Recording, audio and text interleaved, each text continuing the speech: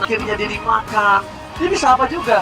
Tapi tentunya semuanya akan ditentukan di fase ini. Para arsitek sekarang harus memutar otak untuk bisa mendapatkan kemenangan dari early, kuat di arah mid game, dan bahkan asuransi di arah late game. Yes, drafting phase dari match kita yang kedua sudah dimulai. First pick ya untuk Bigetron, Hylos, Zusin, dan juga Hayabusa yang ditutup. Ini lebih spesifik ya, kayak Hylosnya benar-benar nggak mau sampai ada. Ini emang mereka mau main Harit juga nggak sih? Kayak langsung nge-ban ke arah Hylos, lepaskan beberapa Jawhead juga, dan kita udah sempat melihat juga Ki beberapa kali memainkan Jawhead. Apakah ini adalah part of the plan yang sudah disiapkan oleh Bigetron Alpha dengan melakukan banning juga terhadap Hayabusa dan Zushin yang memang bisa mengganggu sedikit terutama untuk heroes berjauhead sekalipun. Bahkan kalau Chips juga udah tidak akan ada permainan yang liar, kan? tidak ada backline dan Harit untuk first pick sudah ditutup, tapi Roger terbuka dengan sangat bebas untuk Roger. Kita lihat akankah early pick ke arah Roger atau bahkan hero dari seorang Moreno yang akan dibuka terlebih dahulu. Entah kenapa gue kayak ngeliat Roger itu mahal banget sih jujurnya ya. Iya, Untuk first pick kayak oke, silakan first pick Roger. nggak masalah. Tapi bayaran itu tadi Valentina edit mungkin ada Ruby juga sebetulnya stopper-stopper yang lumayan bahaya. Ya, tapi kayaknya Roger lebih meyakinkan sih, fleksibel juga karena digunakan, masih bisa ditaruh di area dari jungle dan juga gold lane. Purify pun bisa dibawakan ketika dibutuhkan. Tapi yang paling terpenting adalah hero seperti Valentina dan Zask yang mungkin akan diadu ya untuk kali ini. Ya tapi tetap jadi dapat sama-sama satu kan sebenarnya. Dan Zas duluan. Zask duluan. Wow, mungkin tidak mau termakan dengan rencana Rebellion ya, Ya, yang Pak. membuka Roger. Iya, berarti itu ya yang aku bilang tadi. Kalau nggak Roger, pasti bisa hero Moreno duluan, Lim. Dan benar banget, hero Moreno terlebih dahulu yang akan coba mereka amankan. Karena mereka juga cukup concern terhadap mid laner Swallow. Terlalu banyak distraksi yang diberikan, dan bahkan di sisi kanan ini, kalau mereka udah terbuka ke arah Ruby dan juga Fanny, ini adalah kesempatan mereka yang sangat-sangat tepat untuk bisa bermain dan pick off terhadap Moreno. Oke, namun Fanny yang langsung muncul bukan Roger dan ambil ke arah Moskov, defensif terbaik dari Marksman so far selain Brody ketika berhadapan dengan Assassin. Ya, apalagi untuk hero-hero pilihan sisanya. Pertama karena Ruby-nya juga udah di-deny, jadi langsung menuju ke Arlott juga. Ini kayaknya masih open untuk Super Loop terutama, karena beberapa momen belakangan kita melihat final slash flickernya sangat on point sekali dari Super Loop. Jadi kayak yang membuat kayak jadi satu momen buat Bigetron dan opener yang manis juga untuk mereka eksekusi.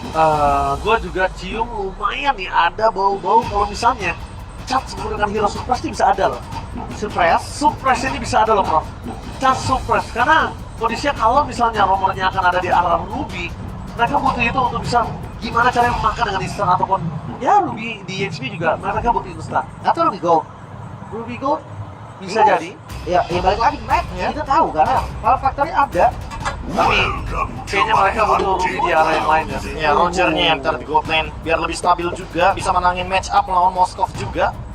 Jadi poin plus ya untuk Roger di sini di pick di ketiga, sehingga mereka bisa nutup beberapa hero dan nantinya mereka bakal pick duluan nih dari Rebellion karena mereka dari right side, the second pick. Iya, ini harus udah mulai target juga ya dari bandnya. Super Ken sih yang harus ditarget banget. Nah, kalau super kan ditargetkan terlalu banyak nih. Link masalahnya. Nanti minimalisir. Minimalisir. Kita tutup apa Alpha? Akai gak sih? Akai boleh sih. Akai. Gue Akai sering power banget banget. ngeliat yang kayak beberapa kali kondisi di mana Fanny akhirnya dilawan pakai Jago Tank. Dan Akai yang paling stabil kebetulan kalau misalkan lawan Fanny. Mungkin kalau lawan Link agak susah ya, karena kita tahu lah Link masih punya Tempest of Blade gitu loh, masih bisa punya kesempatan sedikit untuk mencuri poin retribution di objektif. Tapi kalau misalkan kita ngomongin soal satu hero ini, Akai melawan Fanny kebetulan, ini Bispingnya akan jadi solusi ketika nanti Fanny-nya akan terbang dengan menggunakan Soul Cable. Oke. Iya. Dan bahkan dengan kondisi seperti ini, Faramis. mereka udah coba lebih fokus untuk tutup Faramis. Kayaknya gak Akai sih. Karena kalau misalkan mau Akai harusnya Faramis lepas gak sih? Bu? Iya, lepasin aja. Berarti nggak Akai ya, nggak lainnya. akan jadi masalah kayaknya. Fighter kah? Seperti Bane? Alpha juga boleh. Atau Explore? Explore kayaknya agak cukup berat kalau dia nggak mainin di early dengan sangat paten. Atau X-Win yang menjadi peringkat 4 MPL Malaysia di King Empire season kemarin. Wah. Dan MDL season 4 5 Onyx Prodigy untuk MDL season 3 Helmwall Junior. Dan juga runner up waktu di MDL ID season kedua di Aransena. Ya, ini bisa dibilang kolektor jersey juga ya untuk X-Wing. Sudah berkelana, malam buana juga kemana-mana, hingga akhirnya Kali ini bersama dengan Rebellion Esports. Ini T-Band juga serta Vexana sepertinya. Wah, ngomongin karakter edit yang di band ini aku lebih sangat setuju banget dibandingkan tadi Akai. Kenapa? Karena ini bisa nutup harapannya banget. Terus kedua, ini bisa dipakai sama Ki untuk deal damage juga di depan sana nantinya. Iya. Ya masih flex juga kan sebetulnya kan. Larinya bisa unlock XP, bisa unlock roamer nanti tukar lagi ke XP.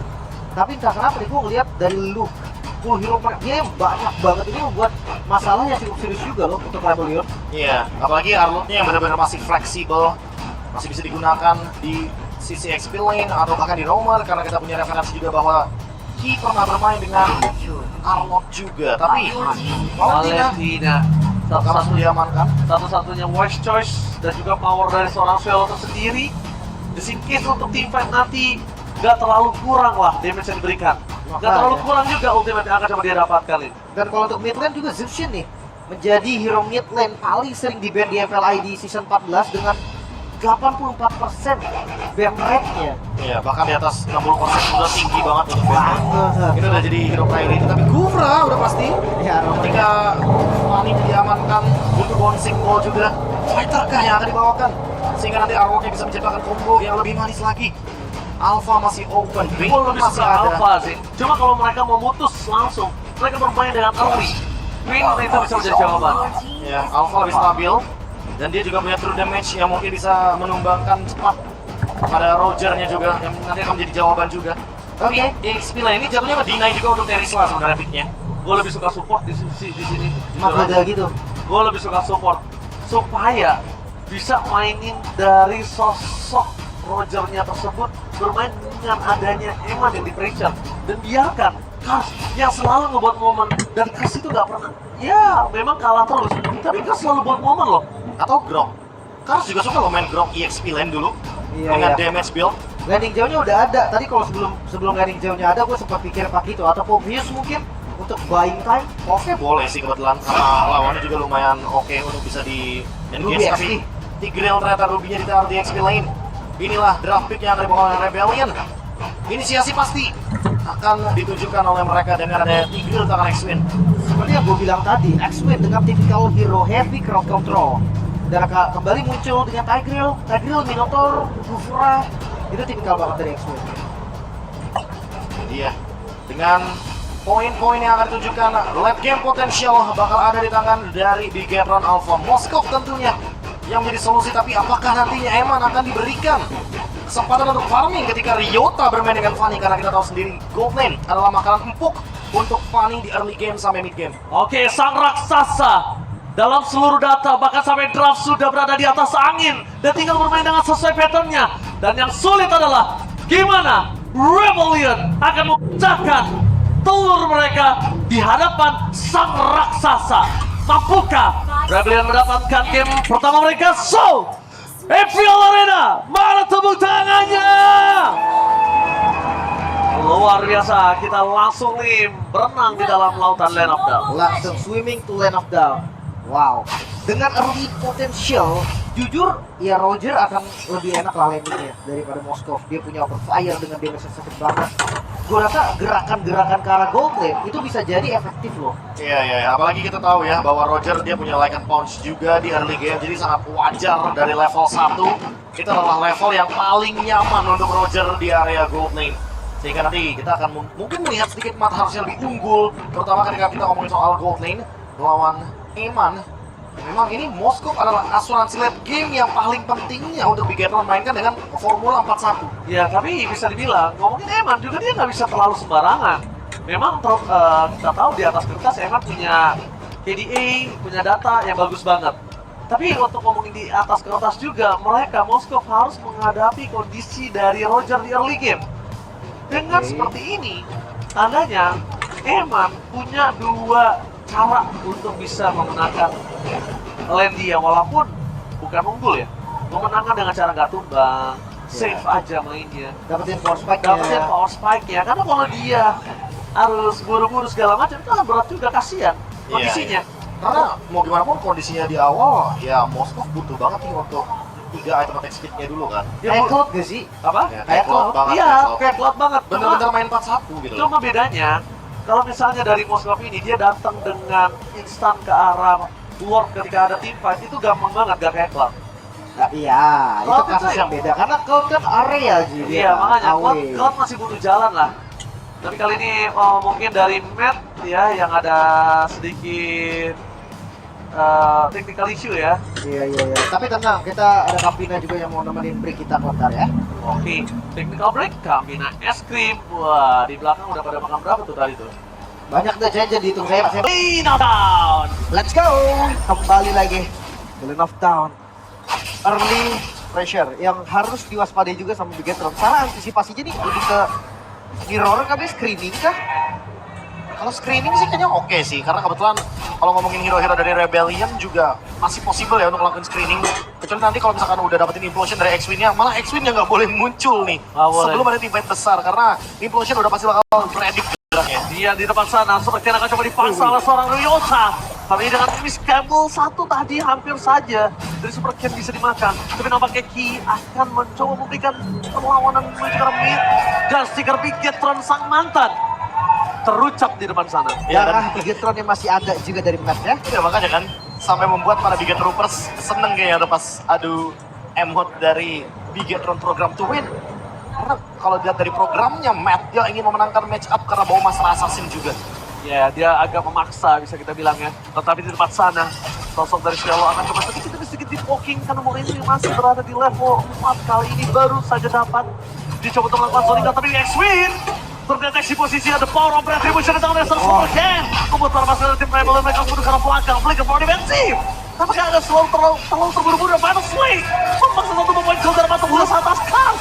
Lihat mereka memaksakan mereka ke arah dua Super Johnny dan nampaknya Swello gak ada jalan untuk pulang. Jadi kita habis-habisan sana Super Luke kena kondisi dari Bigetron tadi ditinggal oleh roamernya. Iya. Team fight yang dipaksakan gue ngelihatnya.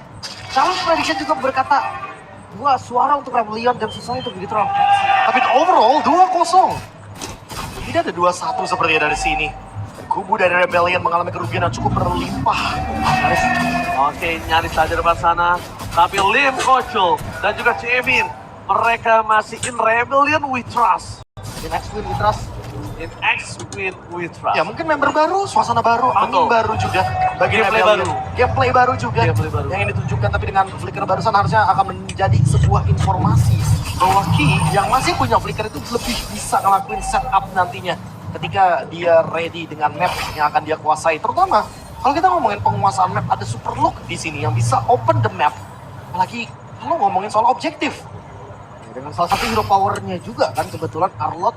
Tapi entah kenapa nih, early yang tadi gue pikir akan rotasi ke arah gold, ternyata nggak ada bahkan rotasi ke arah gold, jadi biarkan farming. Dan ini bukan di berat ke arah Rebellion ya, yang dimana power spike-nya Moskov ini memang dibutuhkan di awal pasif gameplay. Iya. Tapi kayaknya mereka nggak fokus sama gold play-nya dulu. Mereka mau menekan Ryota yang ketinggalan 1 level. Tapi X-Wing sudah mengeluarkan implosionnya di belakang sana di counter itu saja. Mereka gagal untuk melakukan satu poin kill. Baru mereka harus kehilangan insignialnya. Super Luke versus everybody dari korban keganasan. Dan Ryota berhasil melakukan powerful buff. Super Ken bakal coba untuk memberikan sedikit praise dari seorang Ryota.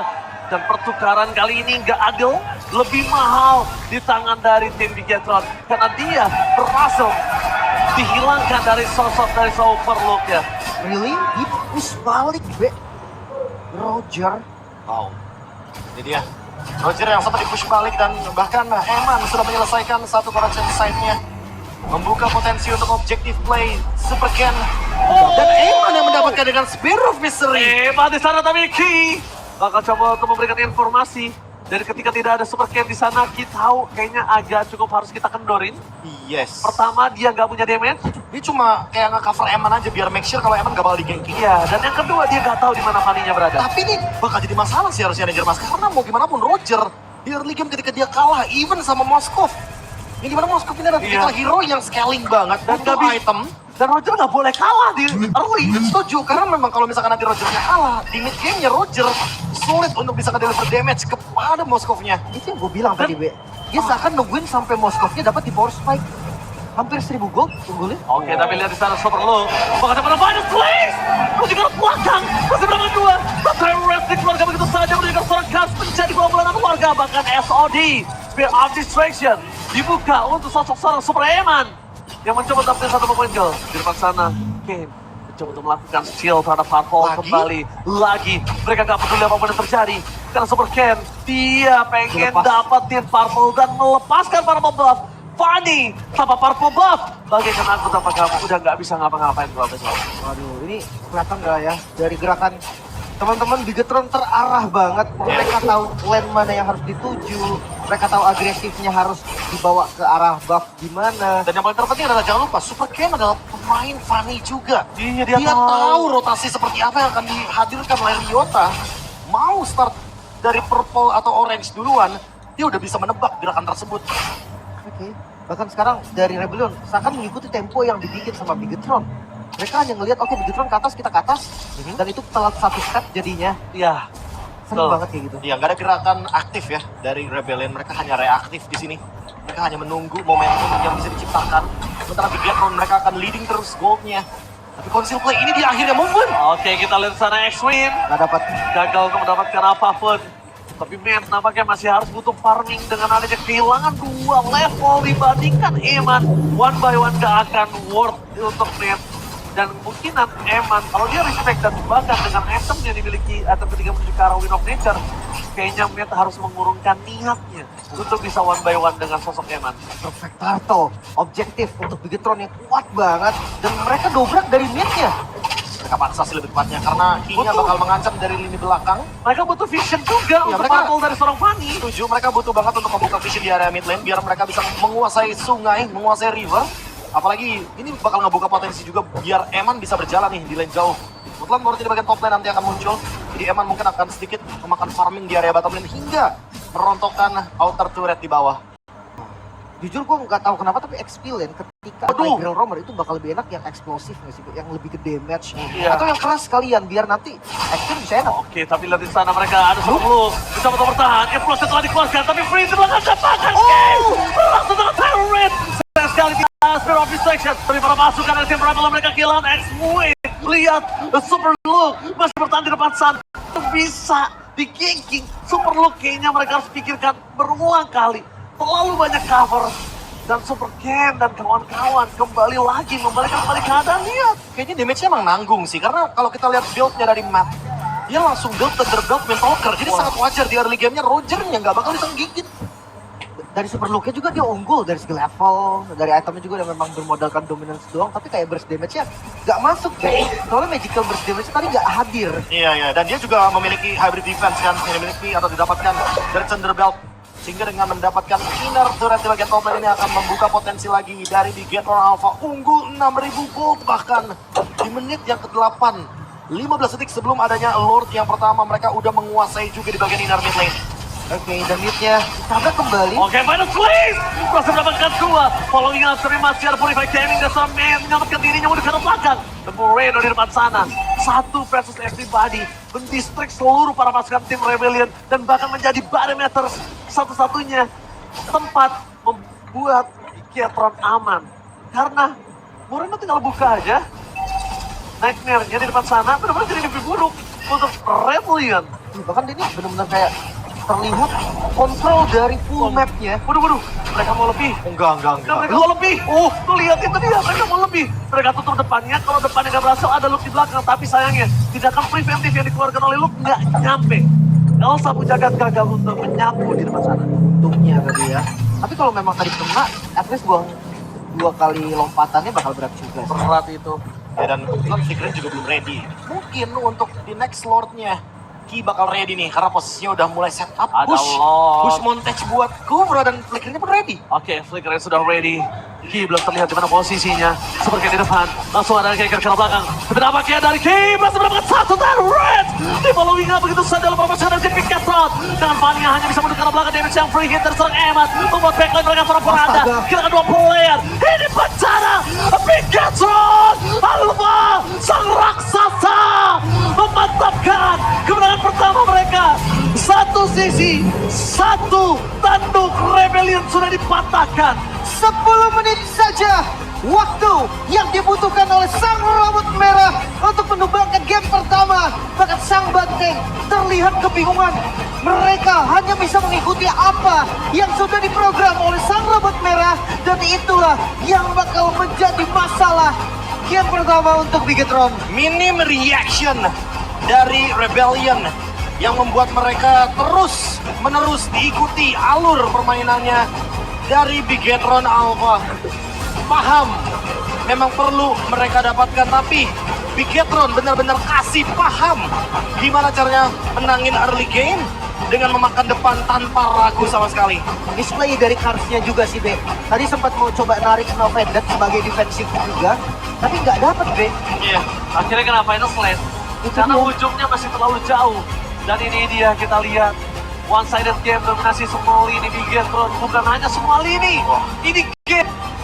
Cuma Bigetron yang bermain sendiri. 10 menit 2 detik.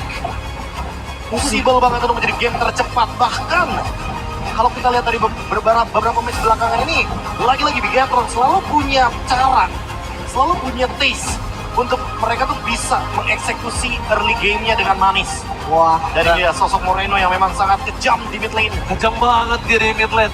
Dan bahkan dari yang kita lihat, Eman sebenarnya tanpa dibantu pun dia udah menang.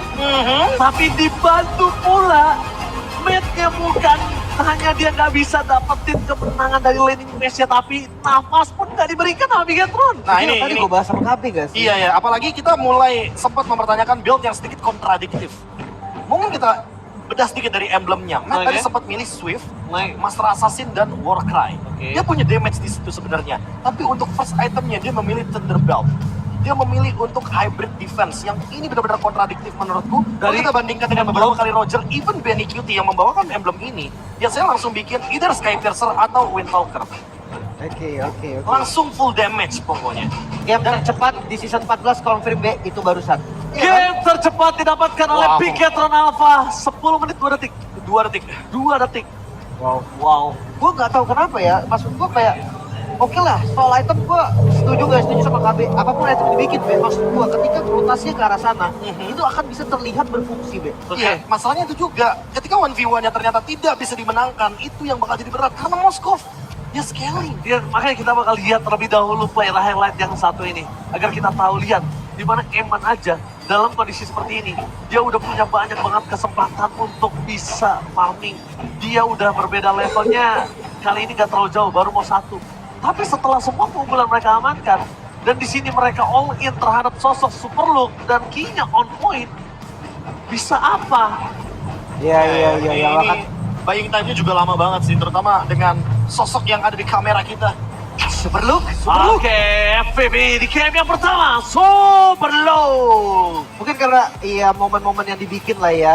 Landingnya terbilang kalah enggak, tapi kalau unggul sampai owning juga enggak.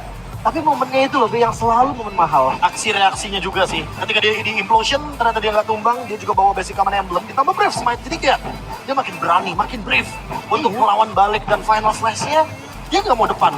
Dia mau kalau nggak yang tengahnya, yang belakangnya sekalian. Target-target yang besar lah Targetnya ya. tuh pokoknya dia mau dapat ikan yang besar sekalian, Lem. Oke, kita akan lihat juga dari sisi highlightnya nih, seperti apa sih targeting dari Superlook-nya juga. Mungkin kita mulai dari turtle yang pertama, agak sedikit kalah move karena ya balik lagi Ruby mungkin lebih cepat, tapi turtle dapat masih aman lah. Ya, terutama masih aman, masih dapat juga invade jungle-nya juga sih sebenarnya. Timingnya tuh mereka tahu gitu loh, kapan gerakin foreman move. Yang padahal kita tahu Ki, mungkin tujuannya nanti bakal jadi cover. Dia akan bergerak ke bagian top lane. Tapi ya kita nggak menduga gitu loh kalau emang invade-nya terjadi secepat itu. Menit 3 udah ada invade jungle. Dipaksa team fight karena memang Fanny nggak punya power spike. Ketika memang masih di early game tanpa item loh. Iya, dan ini gua bingung banget ketika tadi implosion-nya keluar, seakan kayak teman-teman yang lainnya tuh baru mikir, maju gak ya? Iya. Maju gak ya? Akhirnya maju dan damage-nya kurang, implosion udah habis, XP hilang. Iya, ditambah lagi ada counter initiate ya dari Ki. Karena Tyrant Revenge dari belakang jauh banget. Dia udah set up duluan. Dan final slash-nya benar-benar on point banget. Hingga akhirnya di sini lah momentum yang diciptakan sama Superlook untuk ngebayang time lama banget. Dan lagi-lagi final slash-nya dia nggak mau buru-buru. Final slash-nya dia mau dapetin ikan yang besar aja pokoknya. Dia mau dapetin momentum biar Bigetron tuh nggak rugi. Dem. Itu dia. I'm offended yang tadi mau dikeluarkan. Itu tadi, Dan ada miss. sedikit miss. Tapi ya bisa apa? Kita balik lihat Moreno, turning off-nya tuh agak cukup terlalu sakit, terlalu jauh bos. Dia jatuhnya tuh kayak ini loh, kayak ngebuat nantinya Nightmare Export tuh yang bakal dipukul sama towernya. Iya. Jadi nanti walaupun super loop-nya dive in, walaupun mungkin key-nya juga dive in, ya udah nggak akan jadi masalah nantinya. Oh. Anak Papi Starless kali ini kita lihat ya.